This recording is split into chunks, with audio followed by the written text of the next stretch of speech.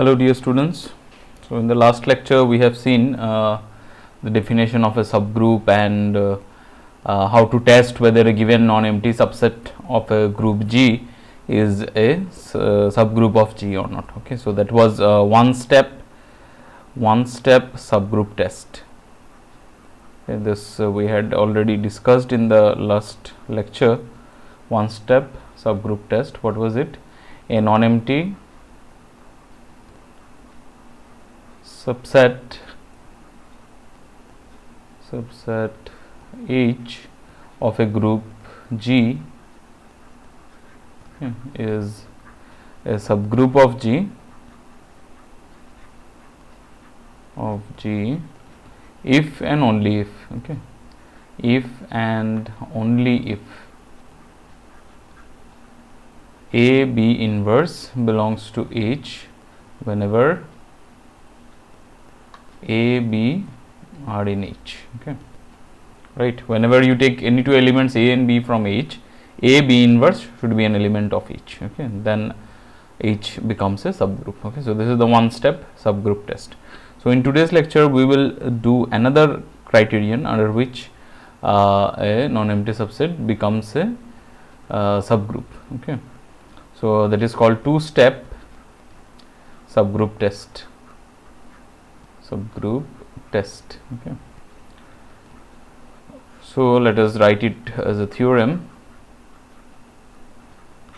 So please note down whatever we have been discussing in the videos. Okay, please take a pen and copy and then try to note down the things. Okay, try to make your own notes, otherwise you will not understand anything. So the theorem is a non-empty subset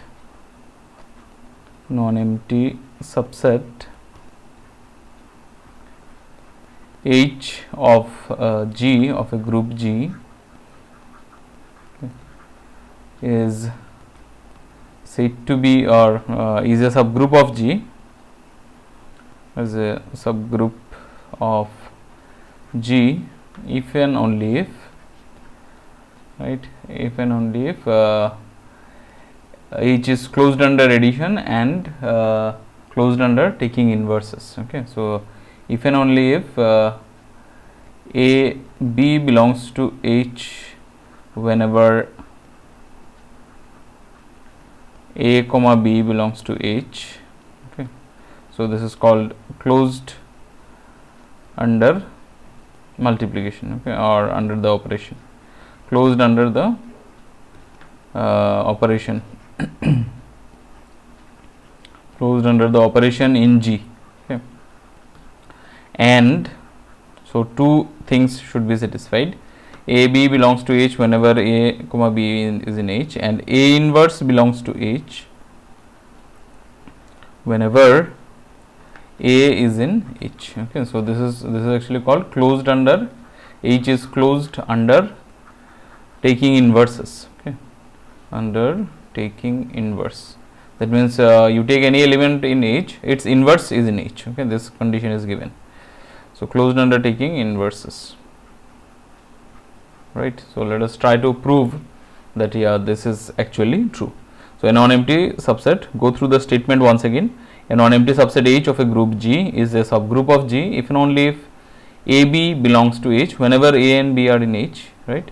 So this property is called closed under the operation in G, and A inverse belongs to H whenever A is in H. Okay, so that is called closed under taking inverses. Okay, so let us try to prove it. So the proof basically, so this is a if and only if type of proof. So first we will suppose that H is a subgroup of G. Okay, let H subgroup of G. Okay, meaning is H subgroup of G. Less than or equal to G means subgroup of G. Okay, so that is less than or equal to is the notation, right? So you can write in sentence also, not problem. If you don't want to use notation, it's okay. You just write it in sentence. Let H be a subgroup of G. Okay. So what I need to prove? I have to prove that A into B is in H. Okay, whenever A and B are in H, right? So that follows from the fact that H is a subgroup, right? So then, so what is the original definition of subgroup? a non-empty subset is said to be a subgroup of G if it is itself a group under the same operation. Okay, so that is what we will write here. Then H is itself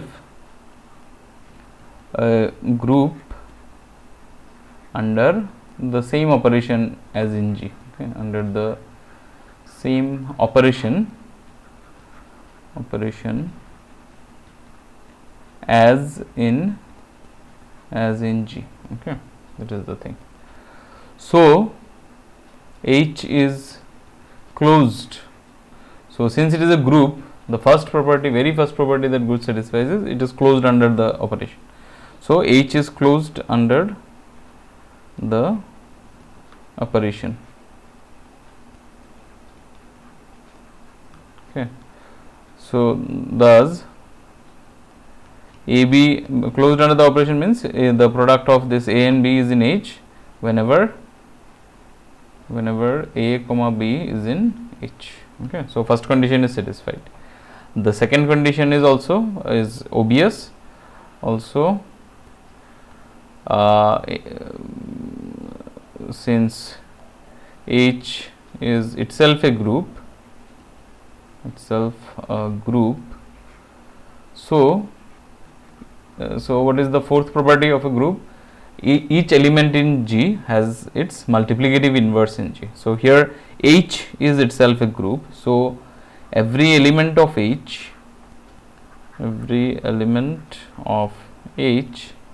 has its inverse. Okay, and where does the inverse lie? Inverse should also lie in H. Okay, that is A belongs to H or A inverse belongs to H whenever A is in H. Okay, so both the conditions are satisfied. If H is a subgroup, then these things follow. Okay, H is closed under the operation and it is closed under taking inverses. Okay, now the converse part. Conversely, let H be a non-empty subset of G such that B belongs to H whenever A comma B is in H and A inverse is in H whenever A is in H. Okay, so we have to prove that H is a subgroup.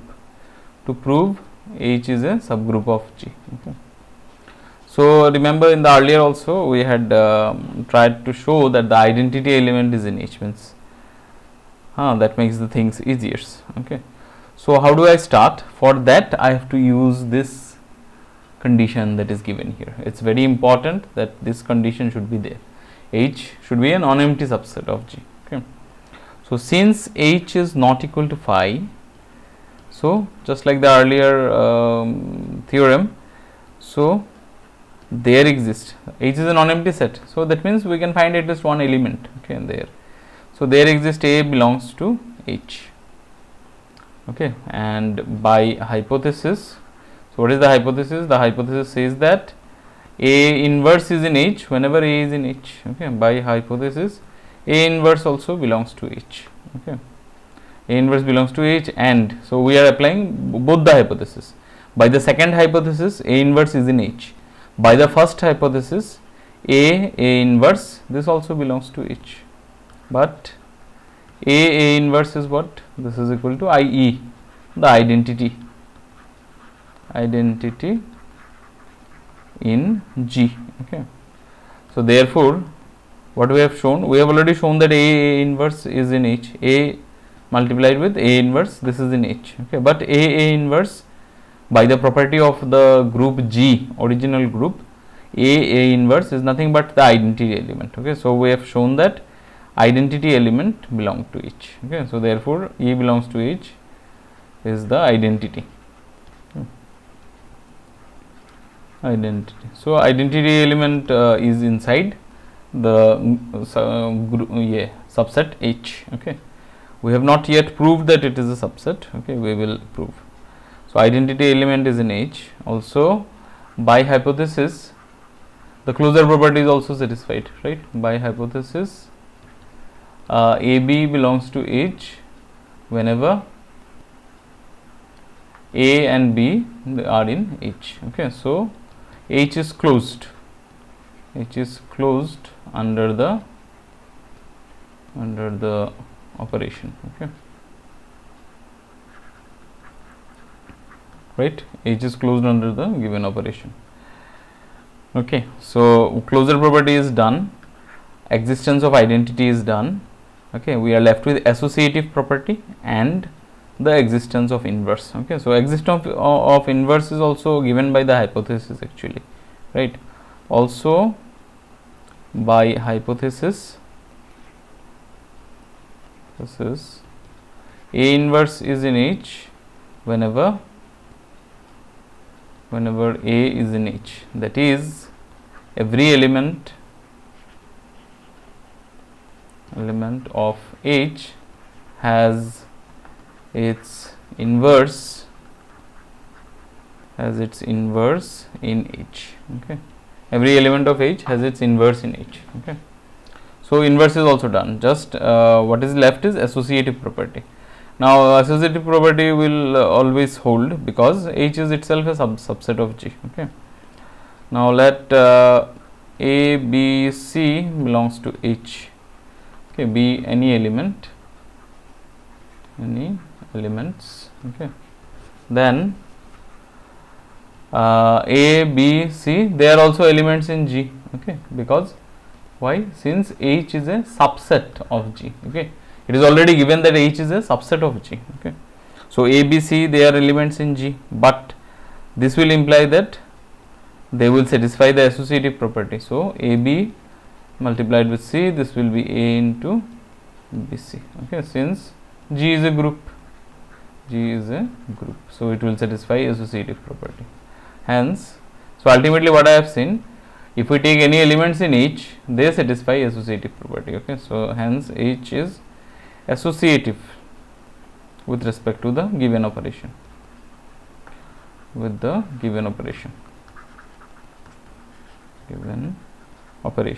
Okay, so all these justify our claim that H is a subgroup. Therefore, H is a subgroup of G. Okay, so the both way implications we have proved. Okay, we started with H subset of subgroup of G. Then we have shown that the two properties are satisfied. So how to show that? Since H is a subgroup of G, so H is itself a group under the same operation as in G, right?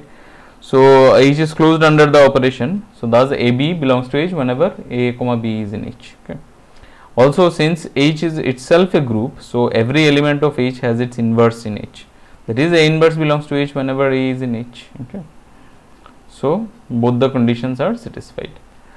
Next, we have this one. Next page we have seen. Yeah. Okay. Yeah. So next is conversely H be a non-empty subset of G which satisfies these two conditions. Okay, we have to show that H is a subgroup of G. So for that, since H is non-empty, so there is an element A in H. Okay, so by hypothesis A inverse is also in H, and then we can combine this A inverse. This is also in H. So but A inverse is nothing but the identity element. So the identity element is in H. Okay. So next is by hypothesis, we have also shown the closure property. Closure property is satisfied, and by hypothesis the existence of inverse is also satisfied. Okay, and the next one follows from the fact that H is a subset of G. So since H is a subset, any three elements that we take from H are also elements in G. So they satisfy the associative property, right? So that is how we have come to the conclusion that H is a subgroup of G. Okay, so this was the proof for this one. Okay, so let us try to see some examples of subgroups. Okay, say some examples. Okay, so number one, say consider the group consider the group, this one, say the set of integers with respect to addition, okay, z plus, that is the group of integers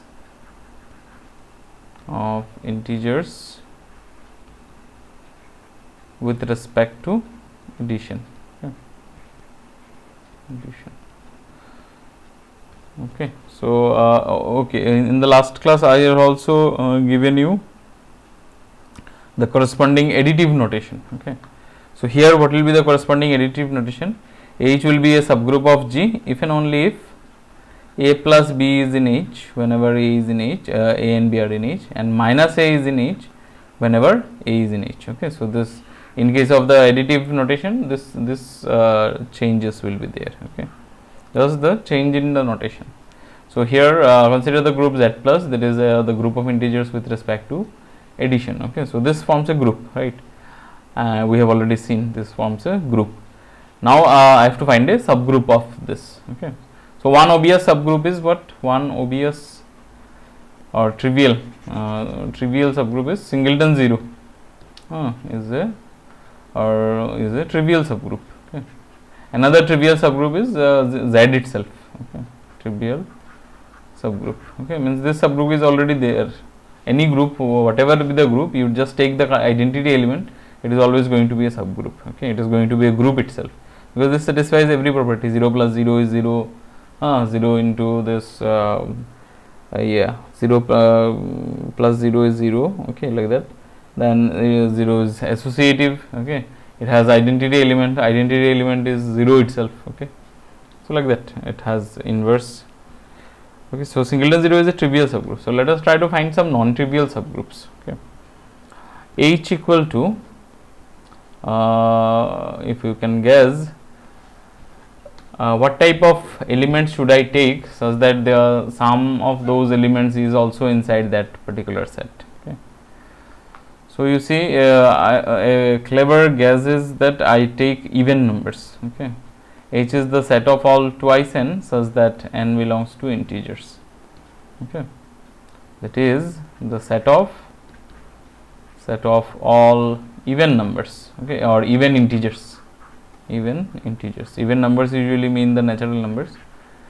So let us write it as integer. That is the set of all even integers, okay, whether this is a subgroup or not, okay. Then this is the set of integers. This is a subgroup of G, okay. We will prove it how. It is a subgroup of Z plus, okay. So how do I show this? So to show that, just I need to check whether A, B inverse is in H whenever A and B are in H, okay, or I have to check it in, so this is one step, or if you go by the two-step procedure, okay, then what you have to do, you have to show that A plus B is in H whenever A and B are in H, and minus A belongs to H whenever this, okay. So let us try. Let A comma B belongs to H, be any elements, okay, be any element, okay. Then what happens? A and B are even numbers, okay. A and B are even integers,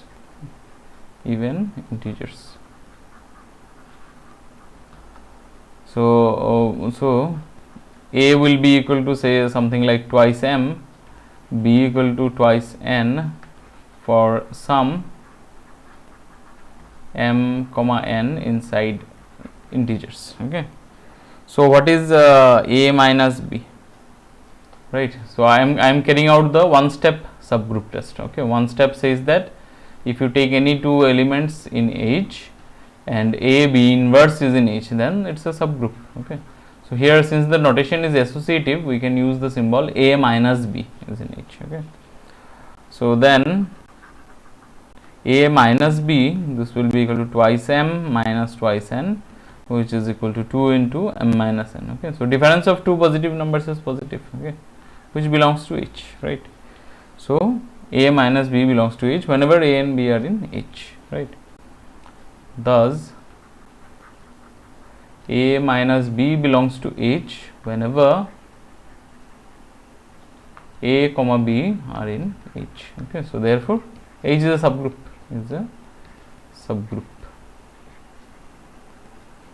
Okay, of this Z plus. Okay.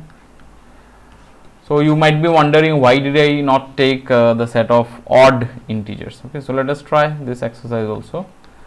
Let K equal to the set of twice n plus 1 such that n belongs to Z. Okay, that is the set of, or the group, the set of odd integers. Okay, odd integers, right? So is it a subgroup of Z plus, right? So for that I have to check whether the zero element is there, whether the additive property is satisfied. Okay, means the closure property is satisfied or not, whether associativity is satisfied or not. Okay, these things, and whether inverse exists or not. Okay, all these four things I need to address, or I need to take care of. So let K equal to twice n plus 1 such that n belongs to Z, that is the set of odd integers. Okay, so is it a subgroup? So the first thing that you should check when you are asked questions like this, is this a subgroup? Okay, so most probably the answer becomes no, right? So you have to be prepared with some examples where the answer is found to be incorrect. Okay, so here you see what is the identity element of the original group. So let K equal to this, then K is not a subgroup. Okay, K is not a subgroup, of Z plus. Why it's not a subgroup? Because 0 doesn't belong to K. Okay, as 0 doesn't belong to K, where 0 is the identity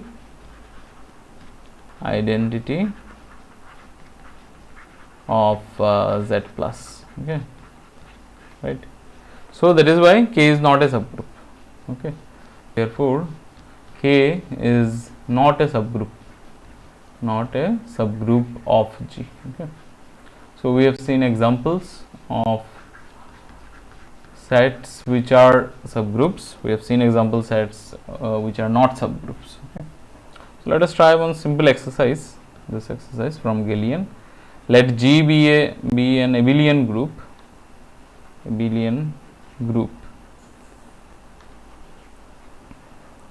Right, with identity E. Okay, identity E. Then show that H equal to the set of X belongs to G such that X square equal to identity. Okay, this is a subgroup of G. Okay, so let us try this exercise. So H is the collection of all those X which satisfies X square equal to identity. Okay, so whether it is a subgroup or not. Okay, so for the solution we have to first check whether H is non-empty or not. Okay, the set H that is defined is non-empty or not. Okay, so clearly H is not equal to phi. Okay, H is non-empty as what? As this. What was H? H was the set of all those X which satisfy X square equal to identity. Okay, so as E square equal to, as clearly H not equal to phi, as E belongs to H. Okay, because E square equal to E dot E, this is equal to identity. Okay, so E square equal to identity, therefore E belongs to H. Okay, so clearly H not equal to phi. Sorry, please correct this. Clearly H not equal to phi, as E belongs to H, because E square equal to E into E, which is identity. Okay, so H is a non-empty subset, right? What I need to show is show that this is a subgroup of G. Okay, so in order to show that this is a subgroup, I have to give you some this idea about this composition of this type AB square. Okay, maybe I missed in the earlier lecture. Okay, so we have seen that H is non-empty. Now we will start with this one step subgroup test. Okay, so let A comma B belongs to H, be any elements. Okay, be any element. Okay, so from here what can I write? Any element H in H satisfies as x square equal to identity. So since A and B are elements in H, so our A square will be equal to identity, right? A square will be identity, and B square is also identity. Okay, right? Okay, so in order to show that A B inverse is in H, what I need to show is A B inverse whole square. This is equal to identity. Okay, so now A B inverse whole square, okay, equal to A B inverse whole square means we are multiplying twice A B inverse. Okay, then we can use the, so this is A B inverse multiplied with A B inverse. So then we can just use this associative property. So it's A B inverse, okay, associative property, right? This is associative property. In the next step, I can just simplify. So it's A B inverse, A B inverse whole square. Okay, so what is that? In the earlier step, it was A B inverse into A B inverse. Then I have applied associative property. So it's A B inverse multiplied with this. Okay, so this is equal to, I already had this, no? Yeah, so A B inverse whole square is equal to, ultimately I have shown it's A B inverse multiplied with A B inverse, like that, something like this. Okay, but again it is given to us that the group is abelian. Okay, so immediately I can rearrange this. I can write it as B inverse A, since G is abelian. Okay, G is abelian. Okay. So I can write this as A B inverse B inverse. Okay, A B inverse, yeah, okay, yeah, it's okay, A B inverse A. Okay, right, correct. So I can write it this way. So since G is abelian, just wait, yeah, since G is abelian, we have already used it here. So next step, I have to combine these two. Okay, I can combine these two. So it's B inverse into A. Okay, so this is by this abelian group property. Okay, so again I can write this as B inverse whole square, right, into A. Again I can use associative this commutative property. I will write this as, so A into this. So this two I can interchange. Okay, I interchange this two. So it's A B inverse square. Okay, and then I can write it as A B inverse square. So it's A square B inverse square. Okay, but what is A square? What is A square? A square is actually identity, and B inverse square is same as B square inverse. So it's E multiplied with E inverse. Okay, so that's E only, right? So ultimately I have shown that A B inverse. Okay, therefore we have shown that A B inverse, this is an H whenever A comma B is in H. Okay, so therefore H is a subgroup,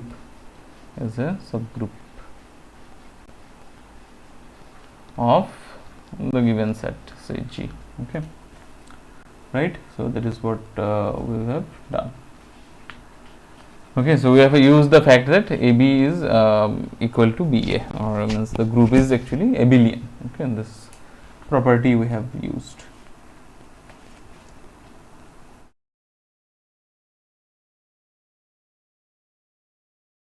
Okay,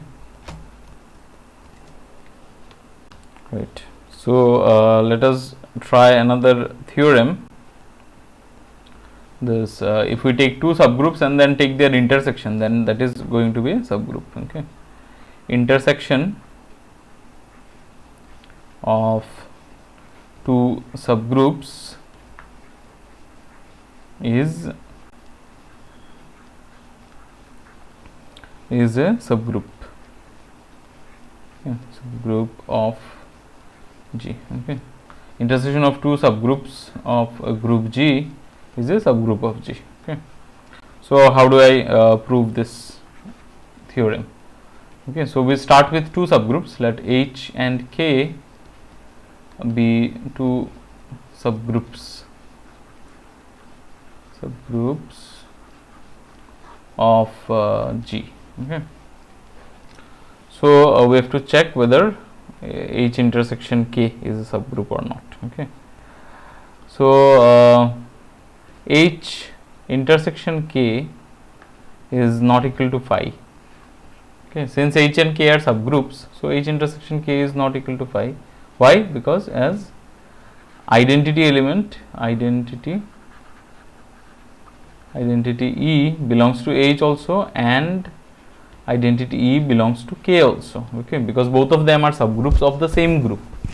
Okay, so for the same group the identity will be unique. Okay, right. So H intersection K, if we take two subgroups of the same group, their intersection can never be empty. Okay, so intersection is already non-empty, right. So now let